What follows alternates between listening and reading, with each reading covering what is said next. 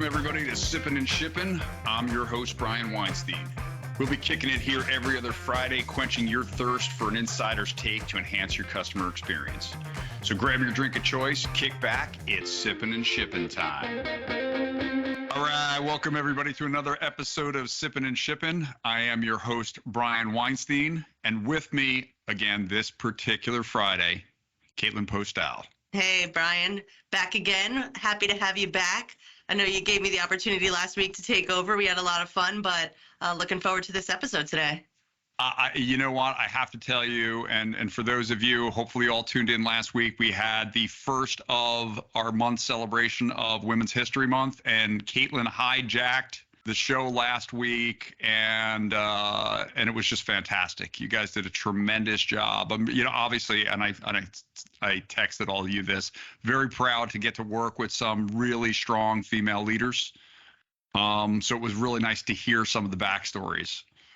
Yeah, very interesting. We had a almost doctor, we had Hannah Montana, and we had Sandra Dee. But all turned out to be logistical leaders and ladies that I'll echo that sentiment. Very proud to work alongside of and learn from every day, for sure. Yeah, absolutely, absolutely. And in terms of female leaders, Women's History Month, an absolute rock star we have with us today is Maia Benson. Maia, how are you? Hi, Brian. Hi, Caitlin. I'm so happy to be here. What are you guys sipping on our podcast today? Bringing it back to the sipping topic. All right. You put me on the spot. I have nothing more than some H2O here, staying hydrated. Me That's too. Awesome. Brian? Me too. I've got my big jug of water. Taking it easy today. I may have overindulged a little bit last night, just saying. So there it is. Just trying to keep myself hydrated. In many countries they call Thursday Small Friday. So good for you. Exactly. And I've got some Seagram's, guys, and it's not what you think. It's ginger ale. Oh, there you go. I brought some Seagram's to the party. Not different kind of bubbly. Not quite 5 o'clock yet. Exactly. So Maia, for those out there, and I'm sure there's very few of them who don't know you, could you just give us a little bit of background on you and where you came from and a little bit of your history? So I'm a native Midwestern gal, grew up a lot in Chicago, and grew up out in the Valley really as a product manager, building SaaS products for really non-SaaS native companies. And grew from product management into general management, so kind of running portfolios of products. And really throughout that process in big corporate America was the intrapreneur. So all of that product base and laddered up into portfolio base was net new stuff to the big corporate players. And so that was kind of the early chapter. As I thought about that experience, what became clear to me is it's such a luxury in big corporate when you have built-in distribution, built-in resources. Those are really, really critical and important levers to have when you build and launch new stuff. But the flip side is there's a lot of navigation to transforming firms into kind of the digital data, A/B test, take some risk, kind of yeses are good, nos are equally as good. Let's just move fast and learn. Yep. So what I was looking for as I was kind of building stuff for big corporate was an environment where those baselines were already really well established. Yep. So after big corporate, I jumped to a growth company called Shopify, second U.S. employee. They were brand new to the shipping space. Okay. So I came in and built and ran everything outside of R&D. So had an absolute blast kind of working in a culture where some of those first principles that I just outlined, digital native, data native, hypothesis-based, test-oriented, risk-oriented, were all there and true. And so yeah. Just a question, just to dial back a second, what drove you towards tech? It's such a great question. It's such a great question. If I'm very, very honest, I think I post undergrad landed in San Francisco. Okay. Didn't know what I wanted to be when I grew up, like many recent grads. And the best advice I had was from my dad, who said, totally okay, you don't know what you want to be when you grow up. Go get some great training. So was very fortunate to have a first job at Xerox at that point in time, which had kind of a world-class, really consultative-based selling motion, value-based selling motion. So got some good foundational training, and I got lucky, Brian, in that it was the mid 90s and Xerox was going through real time the analog to digital transformation. Okay. As a salesperson at that point in time, I was really selling some of the earliest and first digital copiers and fax machines to the market. So that's the answer and the anchor, and it's kind of candidly nothing more than sheer luck in terms of the analog to digital timing transformation.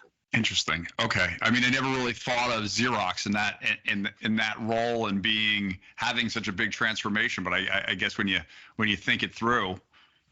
Well, remember, Xerox is world-class R&D famous. They had the Park Research Center, the Palo Alto Research Center, and really, if you've read the story about, I think it was Bill Gates walked through or Jobs walked through. It was Jobs who walked through Park, got a tour, and saw the mouse, right? So the invention, really fundamental early days tech. Remember, guys, this is the mid 90s. Was born out of Xerox. So to your point, Brian, most people wouldn't think about that. It's not something that somebody's going to think about during the day, but just providing added color and context. Yeah, talk about timing is everything. I was kind of taken aback by that answer, but like, what better place to start with tech than with the fax machine and the copy machine, and right? The copy machine. And the copy machine, which is wild. But you said something interesting that really kind of perked my ears up, and that was move fast and learn. And I guess I want to talk a little bit about that. What better way to move fast and learn than being the second employee at Shopify? So what can you say about like that entrepreneurial spirit, being a woman, being the second employee, and really getting things going at Shopify? What was that like? So that was their native DNA. So I joined a current in a river that was flowing that direction rapidly, period, hard stop. I will say I was fortunate in building new stuff for big corporate to have the umbrella executive support to also do that in those areas, in which you have to have, or else I wouldn't have been successful with any of the internal builds and growth. So that is a first principle when you're living in a digital only, highly disposable, highly easy and cheap to test world. So was just thrilled to join a company where, like I said, that was the main current and the expected way of building. So I wouldn't say I brought anything net new to that river. I brought some product brief inputs and how to really make sure we were building products and had really clear definition of the market segments we were building them for, how big those market segments were, what the other competitive or substitutes were. So those were some value adds on the product side. But fortunately, in core to Shopify's success is they're absolutely DNA native, A, B, C, D test. Yeses are good, nos are good. Data trumps everything. Learn, ship it, launch it, get it live, and then continue to collect feedback and keep doing the same cycle, rinse and repeat. When you jump into that current, you have to be a strong and fast swimmer, though. So clearly you're able to do that. Absolutely. And when I joined, there were probably 12 of us on building all things shipping. Right. So what's also great, to your point, Brian, is like we were all fast swimmers, but we were small when we first started, and and because of that, we could even swim faster, right? Yep. And we built a culture of really kind of deep interconnectedness. Yep. And many of those original folks scaled with us all the way through 21, even as we 5x'd as a team. And so, you're right. Like, you got to be a fast swimmer. And, if you're lucky, you're on a team of other fast swimmers that are hyper connected. Because when you're hyper connected and you have those fast feedback loops and communication loops, you can swim even faster. Yeah, and it's funny too, on that note, with companies getting bigger, I feel like there's a push right now with bigger companies to really focus on, hey, how do we get back to being nimble? How do we stay nimble? because the development and the entrepreneurialism is integral to a company not stagnating. And so having the right people in place that can kind of defy the big business and push an entrepreneurialism within is critical. I couldn't agree more. I mean, to me, great CEOs of big public companies fundamentally understand they're going to have different businesses at different points in their growth and their life cycle that require different sets of talent, right? So if you've got, a cash cow that's mature, right? You probably need a little bit, you're operating, right? You're maximizing for yield on that investment, and that's fine. And so that's a set of talent. If you've got a growth part of your portfolio, then absolutely, to your Brian, you're gonna need some inflection points and some leadership in there in terms of folks that can lead with a little more nimbleness, right? Yep. And kind of an innovative process and culture orientation. And then hopefully you've also got a few kind of baby birds, as I would call them, experiments. Yep. And so this is called portfolio management. And Harvard years ago did a great article on a framework called H1, H2, and H3. So horizon-based portfolio management that I think is a great framework that never ages in terms of how to do that well at scale.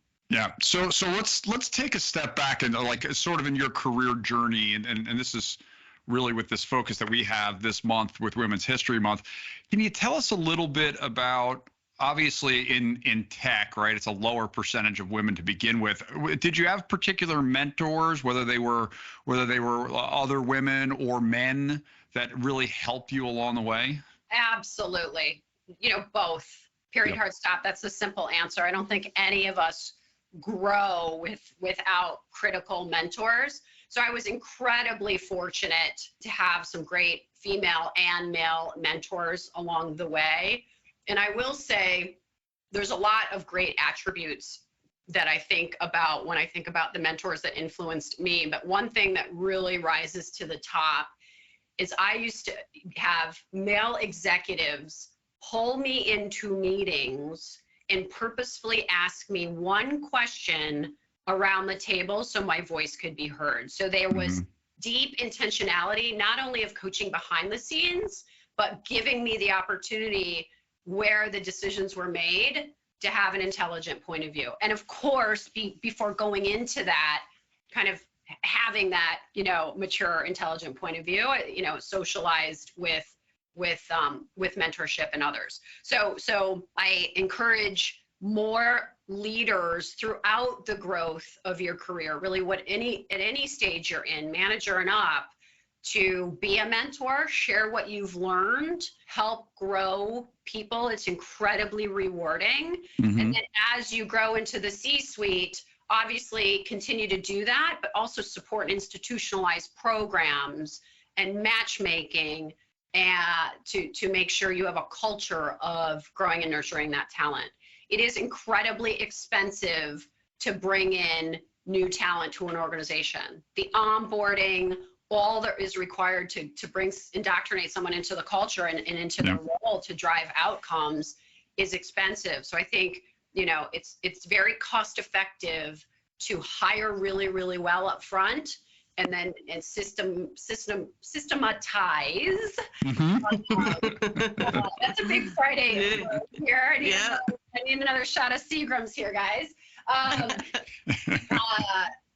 Systematize kind of that mentor mentality. Yeah, it's so refreshing to hear that was your experience. And Brian kind of touched on it before about having, and you alluded to it as well, having the right people in the right seats. So as you began to advance in your career and leading large teams, what did you do as a leader to ensure you were hiring, diversification of hiring, making sure you had those right folks and really honing in on that talent to be able to build your teams? It's a math quantification, set conscious goals around ensuring diversity in your hiring slate. So I'm not making a hire for this open opportunity unless I see, 2 candidates in a pool of 5 at least that are not mainstream, for lack of a better word. So you have to consciously quantify the inbound to ensure diversity is in the hopper, and then consciously work, as I mentioned before, once you're bringing talent in, whoever ends up in the company hopper, that you're, engaging diversity thoughtfully and supporting growth for the talent you have. So you've got to work the external quantifiable goals with diverse hiring slates, and then once they're in, you've got to keep them and grow them. So those are ways. I don't know that. I think all companies should have targets. So I think you should have KPIs and ideally targets. But I think the nuance is, for whatever role or function, those targets may be different, right? So if there's a reflection in the market where in customer service you can get to 50-50 or better on diversity, great. If you're realistically living in logistics engineering land, okay, so you have a tech funnel and then you have a logistics funnel on top of that, the market doesn't look like that in terms of diversity available. So be thoughtful, be mindful, quantify, but we have to also acknowledge that the supply is not equal in all types of roles. Yeah, it's funny you say that, because it's so important to do it, but you have to be realistic to your particular market. I mean, when you start to think back on like the percentage of women in tech 20 years ago, I mean, if you said, we're going to go out there and try to go 50-50, well, you wouldn't be able to find enough candidates to get to a 50-50 number. Yeah, by the way, it's declined since back in the day, like the 70s, 80s. We're going the wrong way. But you're absolutely right, Brent. And on top of that, so those are kind of the easy answers. I think the harder answers is there needs to be more investment in nurturing and making careers in the underrepresented functions more accessible to girls and women as they're coming up. Just by democratizing and making these jobs really like, oh, that's what somebody does, really accessible and well understood, is revolutionary. Because all of us build up perceptions of what something is that could be big and scary, and in reality, we all know that's just not true. So I think it's incumbent upon all of us to nurture the up and comers as well. It's interesting. There's just so much development that I think happens, especially the differences between men and women from a social perspective. I go back to when I was coming out of college. My wife and her friends, they all talked about they were never pushed to play sports, for example, when they were growing up, and each one of them talked about how when they got into the workforce, now we're in our mid-20s when we're having this conversation, what they were saying, when they got into the workforce, they felt behind a lot of their male counterparts because they didn't have that team interaction. They didn't understand what it was like to function in that type of world. And now there's so much in terms of, like, I literally pushed my daughter, probably kicking and screaming, into sports when she was 7 or 8 years old. And then she found the enjoyment in it and ran with it through high school, playing 2 sports. But it's become so much more popular amongst girls in the US. And I'm proud to see what the product, what's happened is that has made for leaders, because one thing that you mentioned, Maia, and Eva mentioned it on the last episode, was this fear of being in the room, that maybe you didn't belong and that you needed to have your voice, which really speaks to confidence and not being forced into uncomfortable situations. And as a male, I never thought about that. As I grew up, I played sports, I was active, you're competitive, but you're working together on a common goal. I never thought about it that way. So the education process and hearing those stories to me was very, very powerful. It's such a meaningful and deeply resonant story with me as well, Brian. So I'm the oldest of 4 children. I have 3 younger brothers. And so really the default DNA, in the house was a lot of sports. And so like you, I grew up playing a ton of sports, and what's beautiful about sports is not only the collaboration and the team orientation that you're talking about, if you're playing team sports, but even if you're not, you're always testing and learning. You're always succeeding and failing, real time. Yep. I made the shot, I didn't make the shot. I made the pass, I didn't make that pass. And so that tolerance for risk and failure is higher, can be higher. And so the confidence, the skill set of test and learn and fail and succeed, all of that can come outside of sports too. There are other amazing things, boys and girls can do to get those skill sets, but that is what is just incredibly valuable when you have, a highly confident person that's deeply curious and okay to learning, and in an environment that supports success and failure. That's the recipe for magic and success. Yeah, absolutely. No, I agree with you 100%. So shifting gears and speaking of success and failure, we may be in the middle of economic headwinds and things. And I know you have Forum Ventures, which is a VC company. And so we wanted to kind of get your take on where we are right now, what you're seeing in the economy, what VC money might be doing while all this is going on.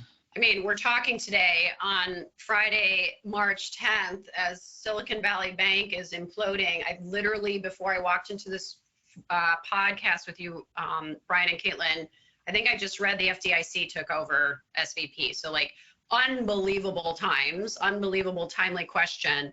Look, high interest rates right now. Mm-hmm. We have a really fun separate podcast with a bunch of smart people to talk about the root causes there. I think the underlying macro drivers are absolutely fascinating. And candidly, I'm not sure if the interest rate hikes are going to ultimately solve our problem. But right. We've got these high interest rates, right? And so if you're an investor, Brian, Caitlin, you guys are investors, you put your money somewhere. And so if you can drive a lot of yield from really simple investment vehicles right now that have a lot of yield because of these high interest rates, that means by definition, investing in anything else like risky new companies has got to just meet a higher bar, right. Of value. And so, high interest rates we've seen significantly impact kind of Series A, B, C, D, and up companies the most. In my world, we're pre-seed and seed, so kind of really first check inland. We have seen some of that impact in terms of valuation calibration, a little bit more insulated, but excitingly, what we're seeing is because of all of that and higher bars to success, quality of founders is going up. It's so exciting. Also, as you guys know, there's been some layoffs in the tech industry, and we are seeing really some of those folks decide it's a great time during these, hectic macro and candidly economic and geopolitical wins to put your head down and build. So quality of founders is going up, valuations A and above are coming down. Yeah. All of this risk becomes very unpredictable for all of us, which even makes the barriers and the risk, kind of spin the flywheel in that negative direction. So from my point of view, in the pre-seed seed seat, it's never been a better time to buckle down and build. Higher quality founders know this is a time now of, I got to build need to have solutions. We're out of like the nice to have days. So I find it incredibly exciting to kind of join at this point in time in this market set. But those are some ways I think about it, Brian. Deals are taking longer. There's more diligence going on. There's a lot more dating going on. Some other things that are happening because of the macro world I just painted. Yeah, I think Maia, you said on our intro call, build shit people need to have within a budget. And I love that. Just build shit people need within a budget. It's so simple, but I'm sure it's something that you're seeing, especially with this higher degree of entrepreneurs. Yeah. We're back to kind of days of milestone-based investing. So build shit that people need, that people can afford to pay for, and ask for investment based on tripwires and milestones as you build, right? Yeah. So you're not raising for 2 years anymore. You're raising for the next product build that's going to unlock more traction, more user adoption. Yeah. I went to a great conference this week, actually in Manhattan, called The Lead. And they had their Foremost 50. So it was a lot of entrepreneurials. It's sort of like their little Academy Awards for top rising e-commerce brands. One of the roundtable discussions talked specifically about, when you mentioned the layoffs, they looked at the layoffs as a tremendous opportunity because there's so much talent then that hits the street again. The personnel that they picked up that they may not have taken but had no choice, they needed to fill That's a right. seat. They can now weed those out and get in quality people who really want and can make an impact to their company and make them leaner and meaner, if you will. There's such a healthy outcome of economic downturns because it does kind of fountain out talent, if you will, which redistributes it, right? So kind of the market doesn't win if all the talent's condensed around FANGs and then a few others. That's not how, markets win. That's how companies win. Yeah. That's not how markets win. And we could all candidly argue that's not how democracies win, right? So the more we can redistribute talent, not only to amongst kind of broadly with, across multiple companies, but candidly across geographies, Yeah. I think the better that is for our country here. Yeah. Yeah. I will say another thing that I saw, which was interesting, and I know I spoke to the people that ran the conference, and this wasn't intentional, but half of that list of these rising e-commerce brands were roughly half were female founded, which is also fantastic. What a fantastic stat. That just kind of made my Friday, Brian. I love it. The more and more of the pipeline of those that can lead and drive growth diversifies, the more change we'll actually be able to realize. When women in context as one example of folks that are currently not equal and all others become leaders and have power, then they can really materially affect change. So the more of that we continue to see, Brian, the more exciting it is. Absolutely. Maia, this has been fantastic. I really appreciate you coming on, giving everybody some background on you, your journey, also a little insight into the market, which was great. So thank you very much for coming on. Thank you for having me, Brian and Caitlin. I'm raising my Seagrams virtually to cheersing on some water. So happy to be here with you guys today and going to wish you an awesome upcoming weekend. You as well. All right, Caitlin, you want to walk us out? Sure, yeah. Thank you so much, Maia. Thank you, everyone, for tuning in. Check us out every other week on your favorite podcast platform. Have a great weekend, everybody. Thanks, guys. Thank you. Thank you.